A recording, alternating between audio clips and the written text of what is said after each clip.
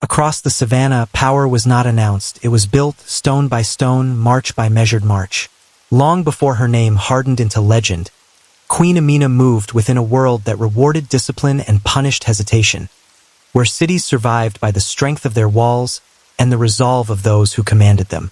Her rise did not begin with defiance or spectacle, but with an understanding learned early, that authority, once taken, must be continually proven, and that the line between protection and domination is drawn not by intention, but by consequence. Northern Nigeria in the 16th century did not announce itself with spectacle but with motion.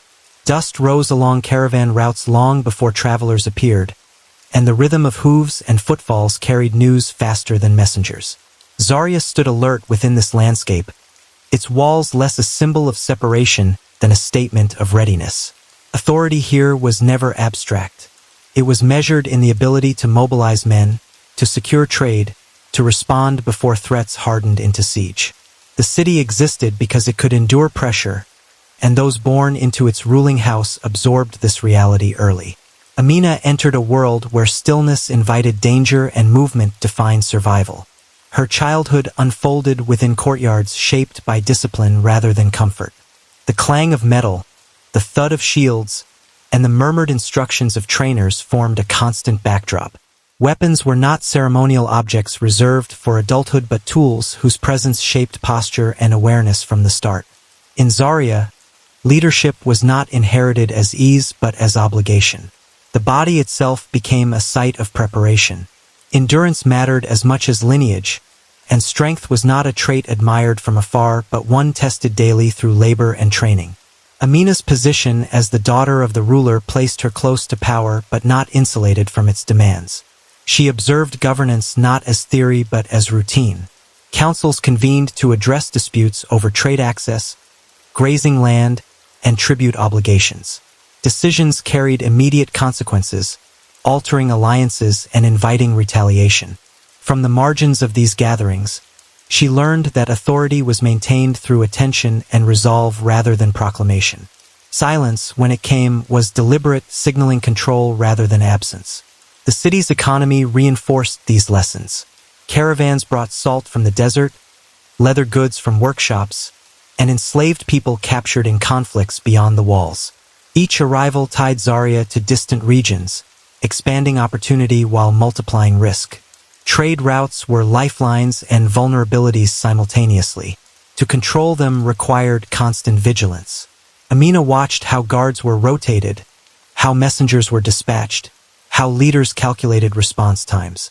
These routines revealed a truth that would shape her understanding of rule. Security was never static. It had to be renewed continuously. Gender in this environment did not erase hierarchy, but it did not simplify it either. Women of the court wielded influence through kinship, diplomacy, and ritual authority. Their roles were structured yet consequential, shaping succession and alliance through marriages and counsel.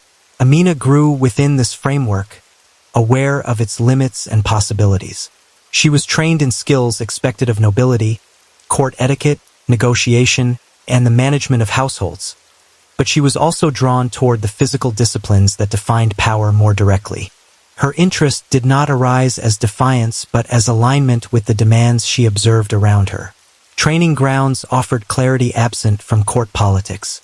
Their effort translated directly into capability. Strength revealed itself through repetition, through sweat and strain that stripped away pretense. Amina learned the weight of armor, the balance of weapons, and the exhaustion that followed prolonged exertion. These experiences grounded her understanding of authority in the body rather than abstraction. Leadership, she came to see, depended on the capacity to endure the same hardships imposed on others. Zaria's military culture reinforced this lesson. Defense was collective, and preparation was public. Drills occurred within sight of civilians, reminding all that protection depended on readiness. Amina observed how discipline shaped cohesion, how hesitation endangered formations. She learned that fear was not eliminated through bravado but managed through structure. Order reduced panic, allowing people to act even under threat. This insight would later inform her approach to command, but at this stage it remained a quiet accumulation of observation. Court ritual coexisted with this martial reality, offering a different lens on power. Ceremonies marked transitions, reinforced legitimacy, and reminded the population of continuity. Amina watched how symbolism complemented force, how authority relied on both perception and capability. Ritual without strength invited challenge. Strength without legitimacy provoked resistance. Balance mattered. This duality shaped her understanding of rule as an equilibrium constantly adjusted rather than a fixed state. The environment itself reinforced endurance. Seasonal rains transformed roads into mud, slowing movement and isolating communities. Dry periods tightened resources, intensifying competition. Amina experienced these cycles firsthand, learning how leadership adapted to scarcity and abundance alike. Decisions made during hardship carried long shadows, remembered long after conditions improved. The memory of restraint or excess lingered, shaping loyalty and resentment. From this, she learned that authority extended beyond immediate outcomes, embedding itself in collective memory. Psychologically, Amina absorbed caution alongside confidence. She recognized that proximity to power attracted scrutiny and expectation. Mistakes were not private but instructive, observed and interpreted by others. This awareness fostered restraint. She learned to measure action, to anticipate consequence. Ambition, if present, remained disciplined rather than impulsive. Her focus rested on competence rather than display, understanding that credibility emerged from consistency. The lineage into which she was born carried its own weight. Succession in Zaria depended on acceptance by elites as much as bloodline. Amina observed how rivalries simmered beneath formal unity, how alliances shifted quietly. This exposure sharpened her political awareness. Power, she learned, was relational. It depended on networks of obligation maintained through negotiation and demonstration.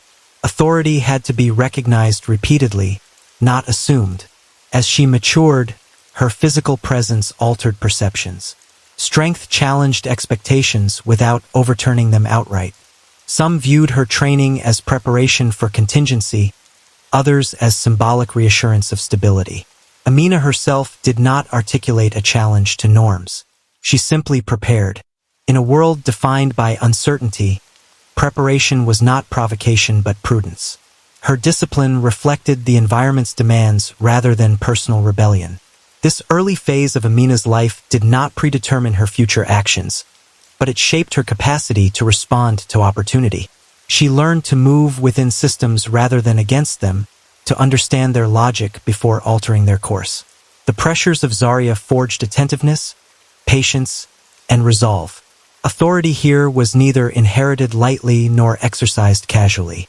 It was earned through endurance, demonstrated through action, and maintained through constant vigilance. By the time Amina approached adulthood, she carried within her a deep familiarity with power's mechanics. She understood its reliance on movement, its vulnerability to hesitation, and its dependence on disciplined bodies. These lessons did not announce themselves as destiny. They existed as readiness waiting for circumstance. The world into which she was born demanded leaders who could endure strain without faltering.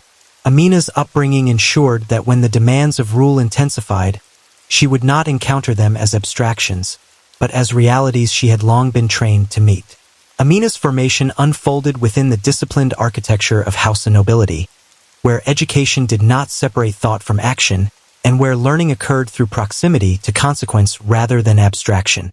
Court life exposed her early to the rhythms of governance, not as ceremony alone but as process. Decisions were made in measured tones, weighed against harvest cycles, trade flows, and the readiness of walls and men. She observed how authority manifested quietly, through anticipation rather than reaction.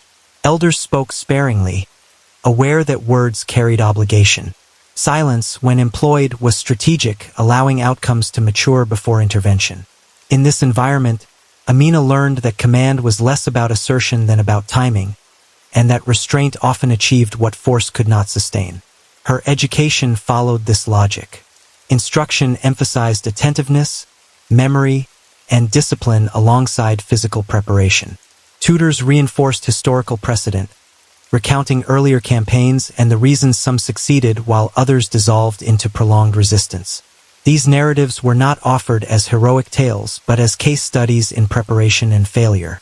Amina absorbed the importance of logistics, of knowing when to advance and when to consolidate. She learned how fortified cities functioned as nodes of authority, projecting power through control of access rather than constant confrontation. Walls were not symbols of isolation but instruments of negotiation, compelling submission through endurance rather than destruction. Diplomacy formed an essential component of her training. Envoys arrived bearing tribute or grievance, and Amina watched how language calibrated response. Tone mattered. Excessive severity provoked defiance. Leniency invited exploitation. Effective rule required balance, adjusting posture according to circumstance. She observed how submission was often negotiated rather than imposed, achieved through demonstration of readiness rather than immediate violence. This process demanded patience and consistency, qualities cultivated deliberately within noble households. Through repetition, Amina internalized these patterns, learning to read intention in gesture and hesitation. Warfare, when addressed, was treated as extension of governance rather than interruption. Seasonal campaigns were planned around agricultural cycles, minimizing disruption while maintaining pressure. Amina learned that armies functioned as instruments of policy, their movements shaping political reality. Training stressed cohesion and obedience, reinforcing that effectiveness depended on unity rather than individual distinction. Physical discipline supported this goal, conditioning bodies to endure fatigue without complaint. Through participation and observation, Amina recognized that preparation reduced uncertainty, allowing force to be applied decisively when required. Her visibility within court life increased as she matured, yet succession remained uncertain. Hausa nobility valued competence, but lineage and consensus determined authority. Amina understood that ambition alone did not secure leadership. It required alignment with existing structures and the confidence of elites whose support sustained rule. This awareness fostered patience rather than frustration. She focused on demonstrating reliability, contributing where permitted, and refining her understanding of statecraft. Her ambition matured quietly, shaped by proximity to power rather than opposition to it. Court rituals reinforced legitimacy, embedding authority within continuity. Amina participated attentively, recognizing their function in stabilizing governance. Rituals reminded subjects of order and predictability, anchoring power in shared expectation. Yet she also saw their limits. Ceremony without readiness invited challenge. The memory of unfortified cities and failed rulers lingered within collective consciousness. Amina learned that legitimacy required reinforcement through preparedness, and that tradition survived because it adapted to necessity. As she absorbed these lessons, Amina's presence began to influence perception. Her competence in martial training and attentiveness in council altered assumptions without provoking overt resistance. Some viewed her preparation as precaution, others as signal of capacity. She neither confirmed nor denied these interpretations. Instead, she maintained discipline, allowing action to define her reputation gradually. This restraint preserved stability while expanding possibility, demonstrating alignment with noble expectations rather than defiance of them. Psychologically, Amina cultivated composure. She learned to manage visibility, understanding that attention attracted scrutiny. Her actions remained measured, avoiding unnecessary display. This discipline extended inward, shaping motivation through control rather than impulse. Ambition became a matter of readiness, expressed through consistent preparation rather than overt claim. She internalized the principle that authority must appear inevitable, emerging from accumulated competence rather than sudden assertion. The structures surrounding her reinforced this orientation. Hausa governance depended on networks of obligation sustained through reciprocity and enforcement. Amina observed how leaders balanced generosity with firmness, distributing rewards to secure loyalty while maintaining capacity for coercion. She learned that power was relational, contingent on perception as much as force. This understanding tempered her approach, emphasizing integration over confrontation. By the end of this formative period, Amina possessed an intimate understanding of statecraft's mechanics. She knew how cities endured siege through preparation, how campaigns succeeded through timing, and how submission was secured through demonstration of resolve. Her ambition, refined through patience, aligned with the logic of her environment. She did not seek to overturn established systems but to operate them effectively. In doing so, she prepared for authority not as entitlement but as responsibility shaped by endurance, discipline, and an unwavering awareness of consequence. Succession in Zaria unfolded without ceremony designed to announce transformation. The city did not expect novelty, and the transition of authority was governed by habits refined over generations. Habits that favored continuity because continuity preserved trade, tribute, and the fragile predictability on which urban life depended. When Amina's authority was recognized, it was not framed as a departure from custom but as its careful extension. Her elevation rested on familiarity rather than surprise. Elders and commanders had observed her for years within court routines and military preparations, measuring reliability rather than charisma. The city's gates opened each morning as they always had. Markets resumed their patterns, and authority changed hands in a manner that reassured those whose livelihoods depended on stability. Amina understood that legitimacy in Zaria did not begin with expansion but with control already held. Her first concern was consolidation, not spectacle. She spent long hours in council, listening more than directing, absorbing grievances and confirming alliances that predated her rule. This process was slow by design. Decisions were issued incrementally, reinforcing the sense that governance remained intact. The rhythm of administration continued without interruption, and this continuity signaled strength more effectively than proclamations could. Authority, she understood, needed to feel inevitable rather than imposed. The city itself shaped her approach. Zaria's walls, scarred by earlier conflicts, represented endurance rather than aggression. Amina ordered inspections of fortifications and storehouses, ensuring readiness while avoiding visible mobilization. These actions were practical, but they also carried symbolic weight. Preparedness communicated resolve without provoking alarm. The garrison received reinforcement through rotation rather than recruitment, maintaining balance between readiness and reassurance. Through such measures, Amina affirmed control while respecting the limits of tolerance within the city. Elite support was secured through careful recognition of obligation. Amina confirmed titles and privileges, reaffirming the social contracts that bound households to the throne. She avoided abrupt changes that might invite resistance, instead adjusting enforcement where negligence had crept in. Tribute was collected consistently, not increased. Justice was administered with measured firmness, restoring confidence in the predictability of rule. These decisions reinforced the impression that her authority rested within accepted norms, even as it quietly tested their elasticity. Psychologically, Amina remained vigilant. She recognized that early rule invited scrutiny from rivals accustomed to gradual erosion of authority during transitions. To counter this, she maintained visibility without excess, appearing at ceremonies and inspections while avoiding displays that might be interpreted as insecurity. Her demeanor communicated composure, reinforcing confidence among those inclined to doubt. Silence, when applied, carried weight. Orders were brief and deliberate, reducing opportunities for misinterpretation.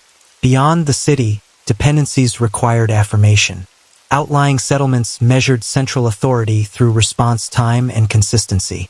Amina dispatched envoys to confirm obligations, coupling reminders with gestures of recognition. These missions emphasized continuity rather than threat, preserving submission through familiarity. When resistance emerged, it was addressed swiftly but proportionately, reinforcing boundaries without provoking escalation. Each response was calibrated to maintain balance, discouraging opportunism while avoiding cycles of retaliation. Her approach to consolidation reflected lessons absorbed during her formation. She prioritized discipline over display, ensuring that enforcement appeared procedural rather than personal. This distinction mattered. Authority anchored in process outlasted authority anchored in fear. Amina's actions conveyed that rule was sustained by structure, not temperament. Even punishment followed established precedent, reinforcing legitimacy through consistency. Within the court, Amina restructured access subtly. Advisors remained, but consultation followed clearer channels. This reduced confusion while preserving participation. She limited factional maneuvering by emphasizing collective responsibility, framing governance as shared obligation rather than competition. This approach diminished the visibility of dissent without suppressing it overtly, maintaining equilibrium during a period of adjustment. Economically, stability was paramount. Trade routes were secured through coordination with military commanders, protecting caravans without imposing new tolls. Markets benefited from predictability, reinforcing confidence in the new administration. Amina understood that prosperity validated authority more effectively than rhetoric. By safeguarding commerce, she reinforced loyalty among merchants whose influence extended beyond city walls. As consolidation progressed, Amina's authority became less contested, not through elimination of rivals, but through absence of disruption. Her rule settled into routine, signaling endurance. This outcome reflected her deliberate restraint. By operating within recognizable structures, she avoided provoking defensive reactions while establishing control sufficient to support future initiatives. By the end of this period, Amina had affirmed her position without redefining the state. Succession had become recalibration, adjusting emphasis without dismantling foundations.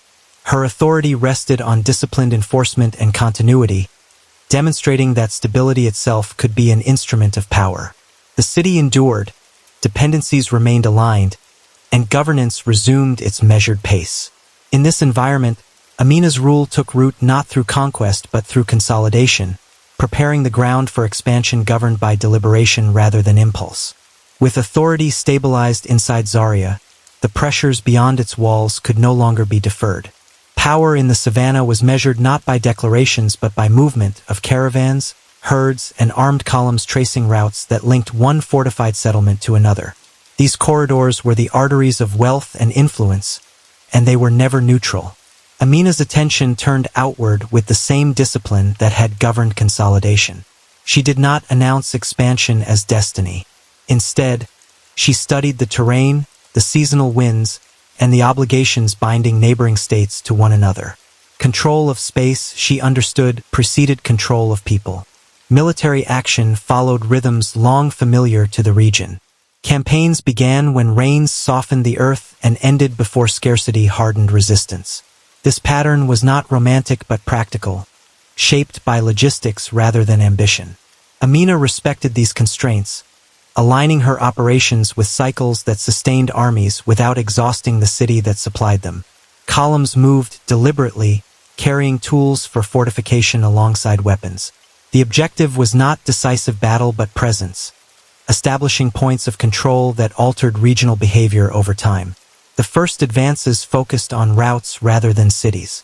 Patrols secured passes and river crossings where caravans slowed and vulnerability accumulated. These sites mattered because they shaped commerce long before walls did.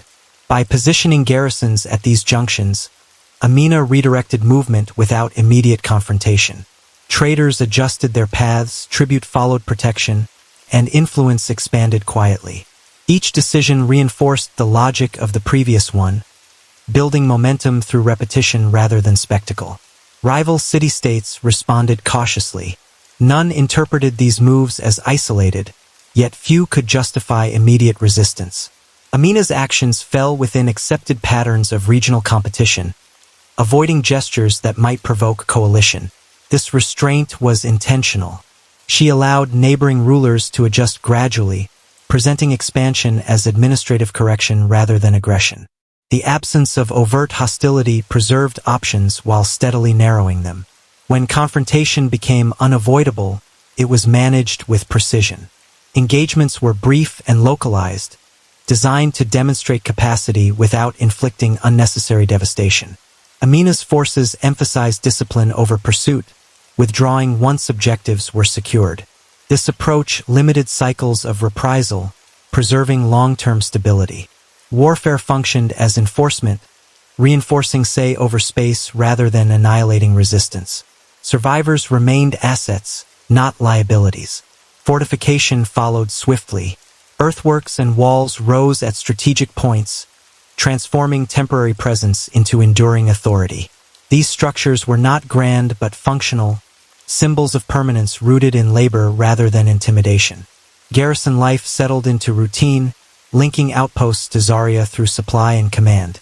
Over time, these connections redefined allegiance, binding communities through infrastructure rather than fear. Psychologically, Amina's outward focus required restraint. Success carried the temptation of acceleration, yet she resisted momentum detached from capacity. Expansion was paced to preserve cohesion, ensuring that gains could be administered effectively. This discipline distinguished her rule. Authority extended because it remained intelligible, governed by systems rather than impulse. Each campaign validated preparation, reinforcing confidence among commanders and subjects alike. Resources flowed accordingly. Tribute increased as protection proved reliable. Skilled labor followed opportunity, reinforcing Zaria's centrality. This accumulation was gradual, but its effects were visible.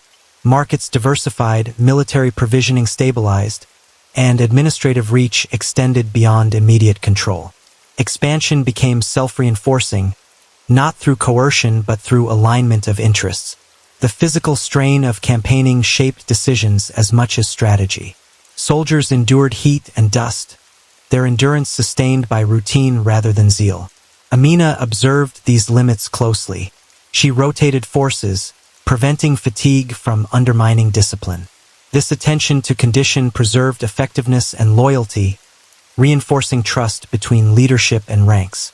Authority in this context was exercised through care as much as command. Amina's presence on campaign remained measured. She appeared when visibility mattered and withdrew when systems could function without her. This balance preserved mystique while affirming accountability. Orders flowed through established channels, reinforcing institutional continuity. Expansion did not depend on her constant intervention, a sign of administrative maturity. Over time, the region adjusted. Rival states recalibrated their expectations, recognizing Zaria's influence as structural rather than episodic. Resistance became negotiation, shaped by recognition of enduring presence. Amina accepted submission when offered, integrating new territories through existing frameworks. This approach preserved stability, avoiding fragmentation that followed indiscriminate conquest. By framing warfare as administration by other means, Amina reshaped regional dynamics.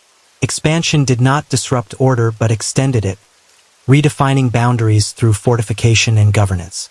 Authority grew because it remained predictable, anchored in preparation rather than spectacle. Each advance reinforced the logic of control, establishing Zaria as a central node in a network shaped by movement, discipline, and deliberate restraint. As campaigns accumulated across successive seasons, the pattern of Amina's rule became increasingly legible to those who lived within its reach. What initially appeared as cautious expansion revealed itself as a coherent system in which military action, construction, and administration operated as a single continuum. Authority was no longer expressed primarily through marching columns but through the transformation of space itself. The emphasis shifted from movement to settlement, from assertion to endurance. In this phase, power was measured not by how far armies traveled, but by how firmly influence remained once they withdrew. The walls that later carried Amina's name did not rise suddenly or uniformly. They emerged through sustained labor, often at sites where earlier campaigns had established presence but not permanence. Earth was cut, shaped, and compacted by hands drawn from local communities under structured obligation. Stone was hauled and placed with attention to terrain rather than symmetry. These fortifications reflected practical priorities, following ridgelines, enclosing water sources, and guarding routes rather than conforming to idealized geometry. Their appearance varied, but their purpose remained consistent: to anchor authority in the landscape and render it continuous. Construction altered daily life more profoundly than battle. The demand for labor reorganized time, drawing people into cycles of work that aligned with state priorities. This labor was not solely punitive. Participation carried obligation, but it also conferred protection and inclusion. Once completed, the walls reduced vulnerability to raids and stabilized local exchange. Markets adjusted their rhythms, confident that routes would remain open. Over time, the presence of fortifications reshaped patterns of settlement, concentrating activity within protected zones and gradually redefining what constituted the center of communal life. Psychologically, these structures communicated readiness without immediacy. They signaled that force was available but not constantly applied. This distinction mattered. Communities living behind walls learned to navigate authority through compliance rather than confrontation. The visible permanence of stone discouraged opportunistic resistance more effectively than repeated campaigns. Violence receded from daily experience even as its potential remained embedded in the environment. Governance thus shifted from episodic enforcement to ambient control. For Amina, this phase demanded patience and restraint. Expansion through permanence lacked the immediacy of conquest. Progress was measured in seasons of labor rather than victories announced. Yet this approach aligned with her understanding of durability. Walls could not be abandoned without consequence. Their maintenance required ongoing coordination. This necessity fostered administrative depth, linking distant territories to Zaria through obligation and oversight. Authority extended because it was costly to undo. The landscape itself began to function as an archive of power. Travelers moved along routes shaped by fortification, adjusting paths to pass through controlled gates. Trade became legible to the state, taxed and protected simultaneously. Information flowed with goods, carried by merchants who understood the expectations governing each zone. This integration reduced uncertainty, benefiting those willing to operate within established boundaries. Expansion thus deepened through normalization rather than acceleration. Resistance adapted accordingly. Instead of open defiance, dissent took quieter forms. Delayed labor, negotiated exemptions, appeals to precedent. These interactions unfolded within frameworks the state could manage. Walls limited the scale of disruption, localizing tension and preventing its spread. The system absorbed friction without destabilization. Control became less visible yet more pervasive, embedded in routine rather than spectacle. Physically, the act of building reinforced discipline. Labor under supervision required coordination and endurance, reinforcing hierarchies established through military service. The body learned compliance through repetition, through lifting, shaping, and maintaining.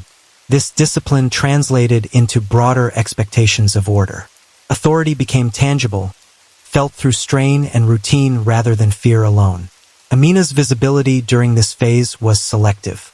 She did not oversee every construction but appeared at moments of significance, lending legitimacy to labor and signaling investment. Her presence transformed sites into symbols without necessitating constant oversight. Command flowed through appointed officials, reinforcing delegation and institutional continuity. Expansion no longer depended on her physical proximity, indicating a maturation of governance. The cumulative effect was a recalibration of leadership expectations. Power was no longer defined by charisma or battlefield prowess alone, but by the ability to sustain systems. Amina's authority rested on her capacity to align military readiness with administrative permanence. This integration distinguished her rule, reshaping norms across the region. Leadership became associated with foresight and endurance rather than episodic dominance. As walls multiplied, the frontier stabilized. Expansion slowed, not from exhaustion, but from consolidation. Territory gained was absorbed into routine, its obligations clarified and normalized. The state's reach became predictable, reducing the volatility that accompanied earlier phases of growth. This predictability fostered compliance, enabling governance to operate with reduced coercion. In embedding control into the landscape, Amina transformed expansion into a condition rather than an action. Power persisted through stone, labor, and routine, shaping behavior without constant intervention. The result was a system that deepened influence through permanence, extending authority not by speed but by the quiet accumulation of structure. Military success altered the internal balance of Zaria in ways that were neither sudden nor immediately disruptive, but steadily transformative. As campaigns secured routes and fortified boundaries, resources began to flow with greater consistency toward the center. Tribute arrived not only in goods but in labor, livestock, and information. This concentration reinforced the authority of the court, allowing planning to extend further into the future than before. Yet accumulation carried obligation. What moved inward had to be accounted for, distributed, and defended. Governance expanded in scope, demanding structures capable of managing diversity without dissolving coherence. The territories drawn into Amina's sphere were not uniform in custom or expectation. Each carried its own rhythms of work, belief, and allegiance, shaped by geography and prior authority. Incorporation required adjustment on both sides. The state extended protections and order, but it also imposed standards. Taxation became regularized, labor obligations formalized, and military readiness standardized. These processes reduced uncertainty, yet they also narrowed the space for local variation. Administration increasingly favored predictability over negotiation, clarity over accommodation. To sustain this system, enforcement became more visible. Authority had to be seen to function. Officials traveled with clear mandates, supported by the implicit presence of force even when violence was unnecessary. Compliance was rewarded through access to trade, protection, and stability. Deviation carried consequences that were known in advance and applied consistently. This predictability discouraged resistance more effectively than sporadic severity. Yet it also reshaped relationships between ruler and ruled, replacing mutual adjustment with defined obligation. Amina understood that coherence depended on discipline, but discipline required constant maintenance. The expansion of administration introduced layers between the court and the periphery, each responsible for transmitting orders and information. This distance created risk. Reports could soften realities, delay response, or prioritize appearance over accuracy. To counter this, oversight intensified. Audits, inspections, and ceremonial reaffirmations of loyalty became routine. These practices reinforced unity but also increased pressure on local leaders, whose autonomy narrowed under scrutiny. Psychologically, the weight of uniformity settled unevenly. For some, integration brought security and opportunity. Trade stabilized, raids diminished, and obligations became manageable through familiarity. For others, the loss of negotiated autonomy bred quiet resentment. The system did not invite expression of dissent. It absorbed compliance and suppressed deviation. Emotional distance replaced engagement. Loyalty was demonstrated through adherence rather than identification, through performance rather than conviction. Within the center, the effects were equally complex. The court grew busier, more formal, its rhythms governed by schedules and procedures. Decision-making relied increasingly on precedent. This institutionalization enhanced efficiency, allowing the state to function beyond immediate presence. Yet it also reduced flexibility. Adaptation required justification, and innovation carried risk. Systems designed to integrate difference gradually favored sameness, as uniformity simplified administration. Amina's role evolved alongside these changes. She remained the focal point of authority, but her interaction with subjects became mediated by structure. Appearances were deliberate, symbolic rather than frequent. Power radiated through systems she maintained rather than actions she personally executed. This distance reinforced stature but reduced immediacy. Authority felt constant yet impersonal, embedded in routine rather than encounter. Military readiness remained central, but its character shifted. Training emphasized standardization, ensuring units drawn from diverse regions could operate cohesively. This cohesion strengthened defense but diluted local identity. Warriors became representatives of the state before their communities. Discipline tightened, expectations clarified. The army reflected the broader administrative logic: effective, ordered, and increasingly uniform. The costs of this approach accumulated quietly. Systems reliant on visible authority required sustained effort to project it. Absence or inconsistency risked unraveling compliance. Flexibility, once a strength in negotiating incorporation, diminished as procedures solidified. The state functioned smoothly, yet it depended on continual reinforcement. Stability was real but contingent. Amina navigated these tensions with deliberation. She did not seek to dismantle diversity, but she prioritized coherence. The balance she struck favored control over accommodation, order over negotiation. This choice reflected the realities of expansion. The larger the system, the greater the need for clarity. Yet clarity came at the expense of adaptability. The state gained reach but lost elasticity.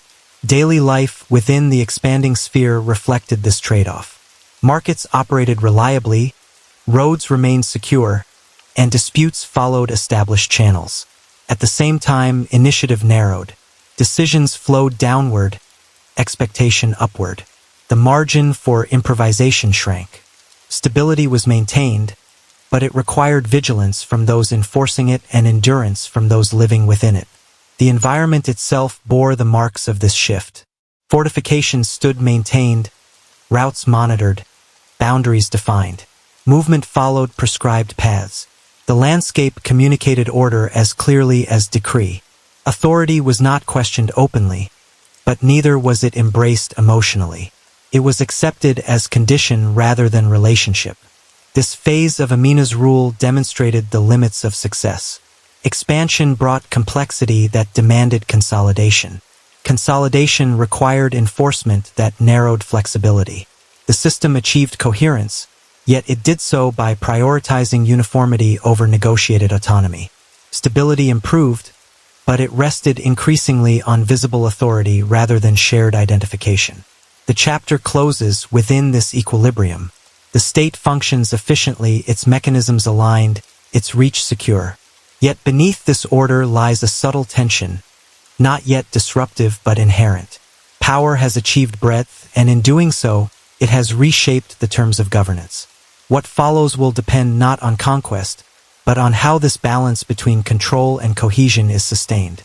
At the height of her rule, Amina presided over a realm whose boundaries were defined less by constant motion than by recognition. The roads that led into Zaria and outward toward dependent territories carried fewer armed columns and more regulated caravans.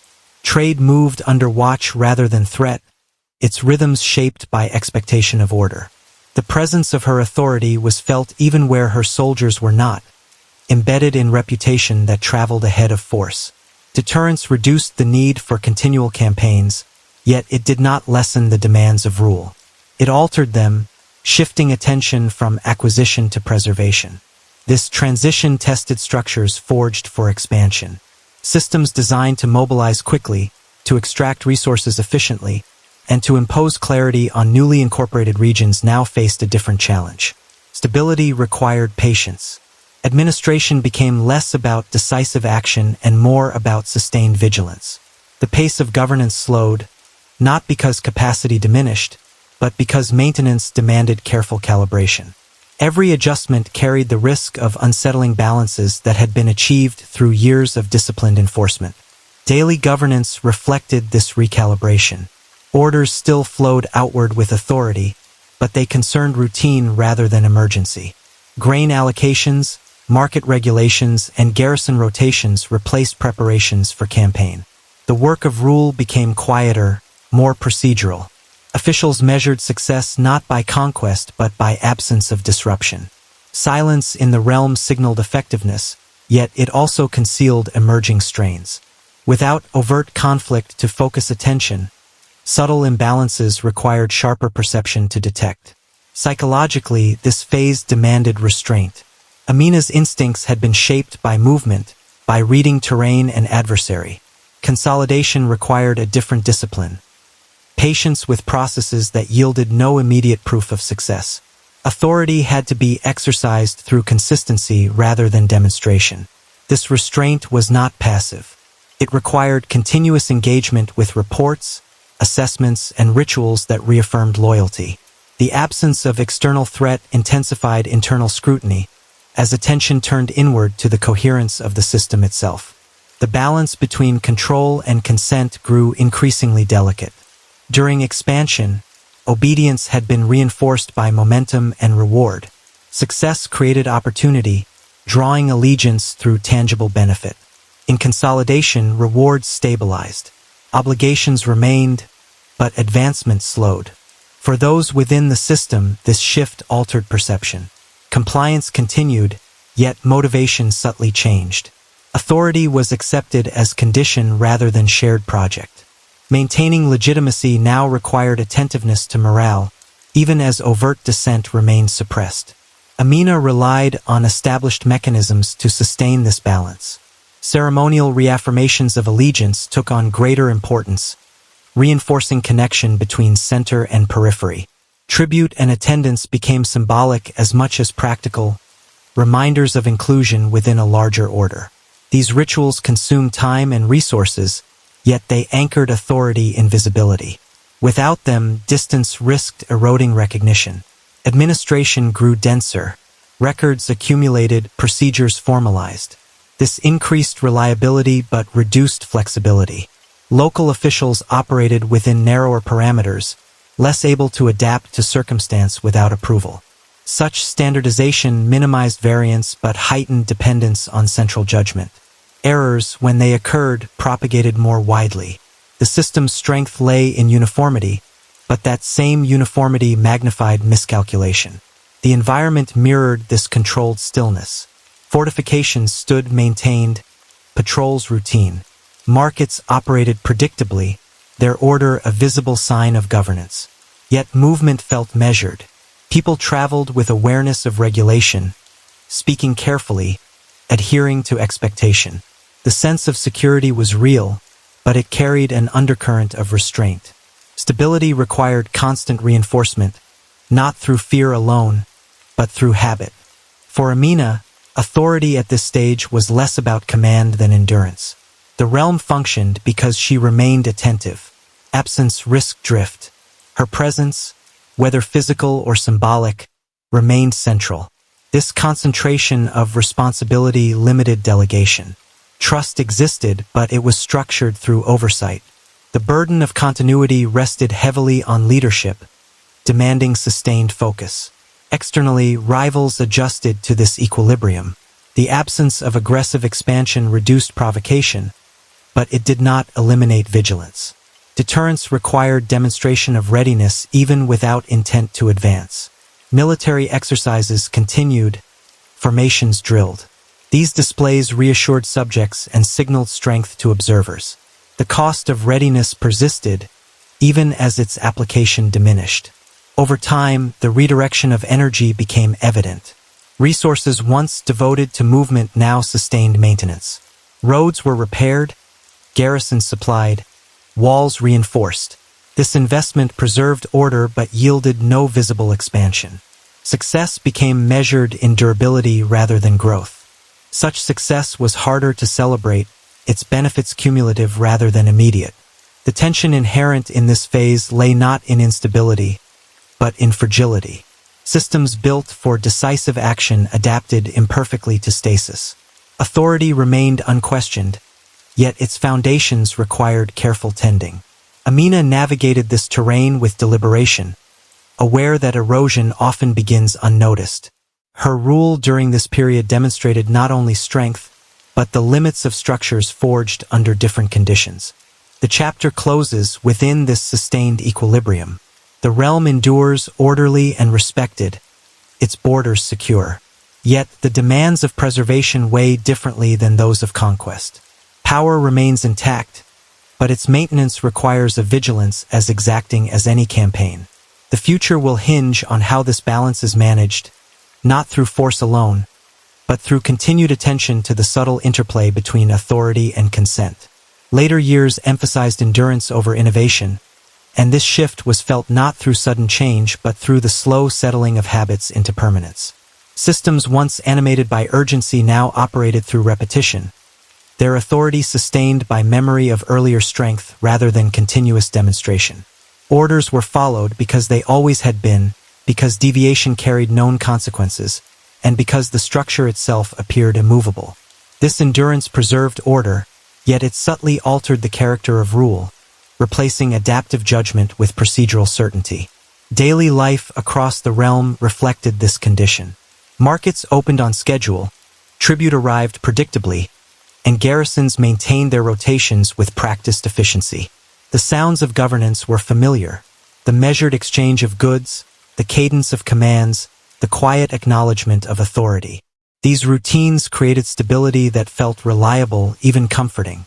Yet beneath their regularity lay a growing dependence on enforcement rather than initiative. Compliance was consistent, but it was increasingly mechanical, sustained by expectation rather than engagement. Administration bore the weight of this endurance most clearly. Officials relied on established precedent, drawing legitimacy from continuity rather than interpretation. Decisions favored caution, adhering closely to established norms. This reduced risk but also narrowed responsiveness. Local conditions varied, yet solutions remained standardized. The system functioned smoothly where circumstances aligned with design, but friction increased where reality diverged. Addressing these frictions required oversight that grew steadily more intensive. Amina's leadership remained decisive within this environment. She understood the value of consistency and reinforced it through visible attention to detail.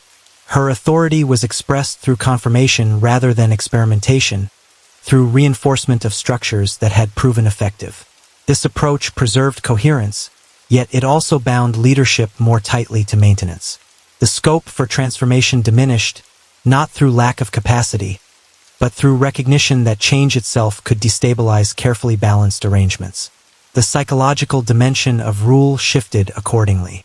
Earlier phases had rewarded initiative and adaptability. Now, endurance favored discipline and patience. Ambition redirected inward, expressed through loyalty and reliability rather than expansion. For those within the governing apparatus, survival depended on aligning precisely with expectation. Creativity receded, replaced by careful adherence.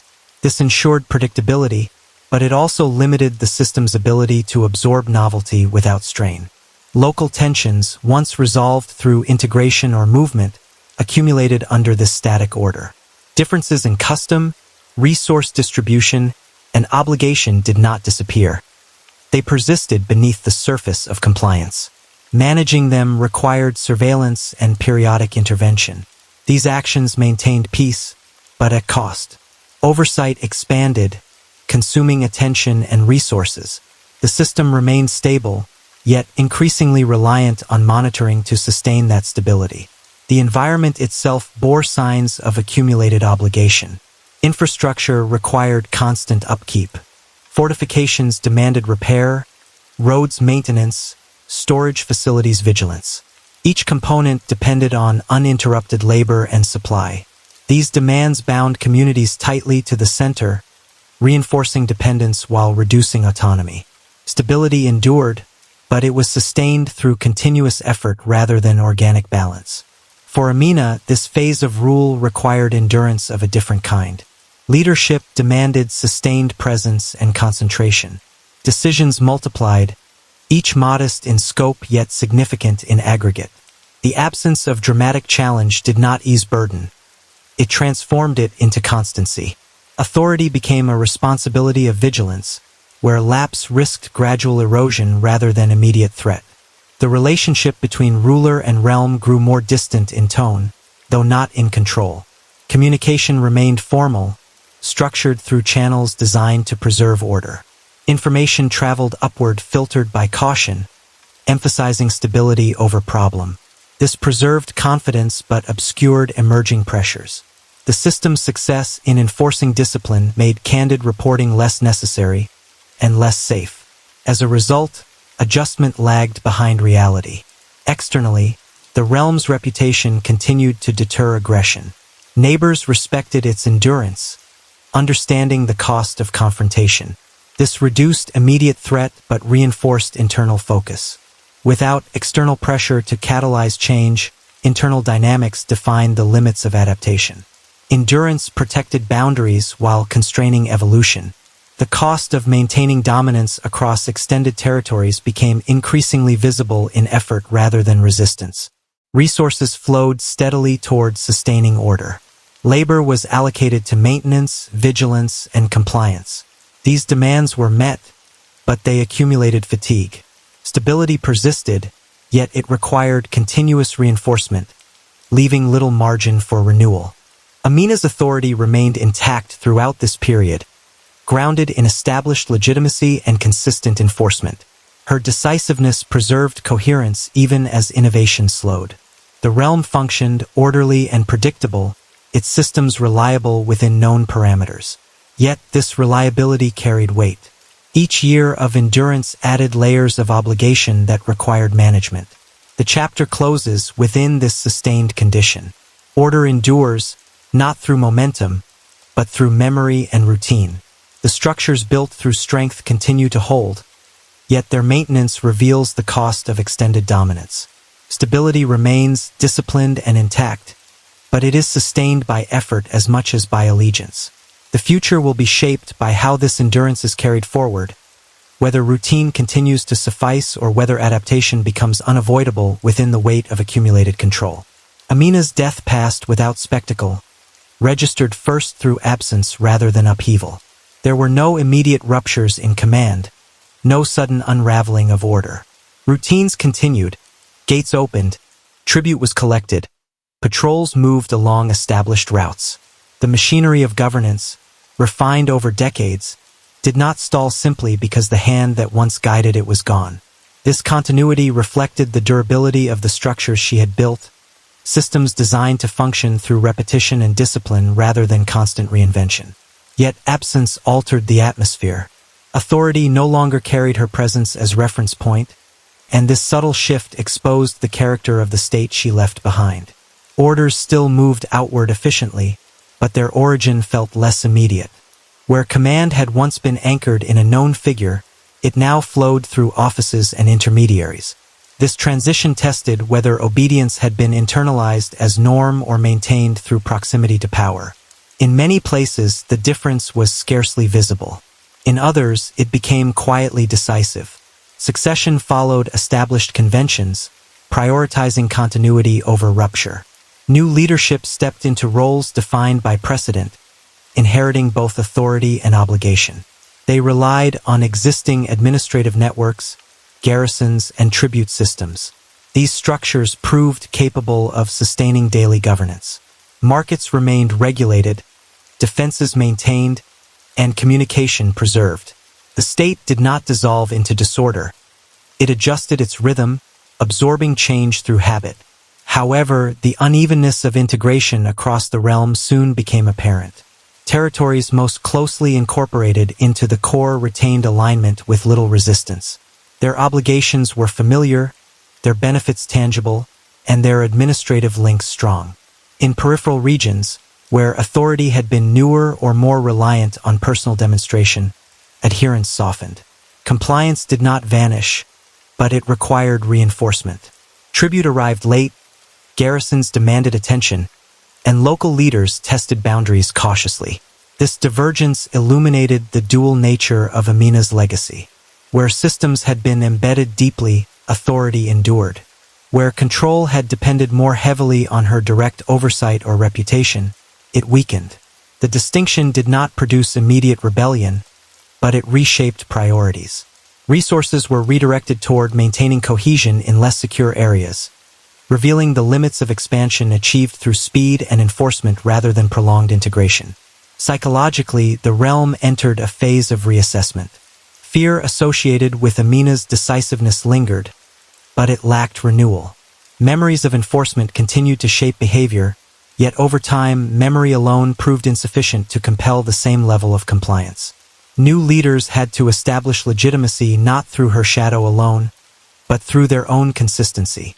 This process unfolded gradually, without dramatic confrontation, through daily interactions between authority and community. The administrative apparatus adapted pragmatically. Officials relied more heavily on procedure, standardizing responses to deviation. This preserved order but reduced flexibility. Where adaptation had once been guided by Amina's judgment, it now followed protocol. This shift stabilized governance while exposing its rigidity.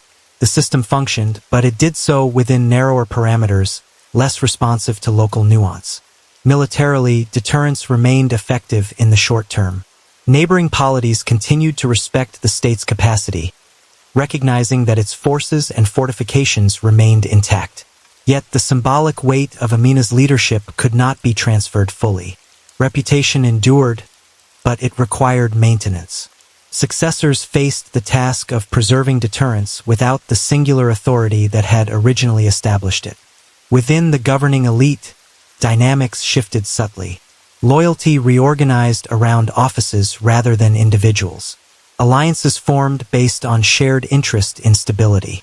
This redistribution of allegiance reduced dependence on singular command, strengthening institutional resilience. At the same time, it diluted decisiveness. Consensus replaced directive action in some contexts, slowing response but reducing risk. For the population, daily life remained largely unchanged in form, but altered in tone. The certainty that had accompanied Amina's rule softened. People adjusted expectations, gauging enforcement through observation rather than assumption. This recalibration did not provoke unrest. It produced caution. The system remained authoritative, yet its edges felt less absolute. Over time, some territories drifted incrementally, not through open defiance, but through negotiated autonomy, subtle noncompliance, and reassertion of local custom. Others remained tightly bound, benefiting from stability and protection.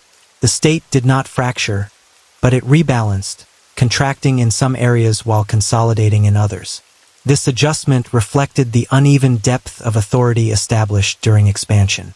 Amina's absence thus clarified the nature of her achievement. She had constructed a state capable of surviving her, yet not fully independent of her methods. Her rule had fused institutional order with personal command. After her death, the former endured more reliably than the latter. The distinction shaped the trajectory of the polity, guiding its evolution toward greater reliance on structure and less on singular will. This phase revealed that endurance and permanence are distinct qualities. The state endured, but it did not remain static. It adapted through contraction, negotiation, and reinforcement. What remained constant was the imprint of Amina's governance. Centralized authority, disciplined administration, and an understanding of power rooted in preparation and control. The adjustment following her death unfolded without spectacle, mirroring the character of her later rule. Change arrived through accumulation rather than rupture. The realm neither collapsed nor froze. It continued, altered by absence, shaped by memory, and constrained by the structures she had left behind. The chapter closes on this measured transformation. Amina's death marked not an end, but a transition. Her achievements persisted, filtered through new hands and altered circumstances. Authority adjusted to life without her presence, revealing both the strength and the limits of what she had built. The state endured, neither undone nor unchanged, carrying forward a legacy defined by structure. Queen Amina's legacy does not rest on singular moments of spectacle, but on the durable alterations she imposed upon the structures of her world. The landscapes shaped by her rule retained marks of intention long after her campaigns ended, not as frozen memorials but as working systems that continued to guide movement, exchange, and authority. Roads followed secured corridors, walls outlined obligations, and fortified settlements anchored expectations of governance.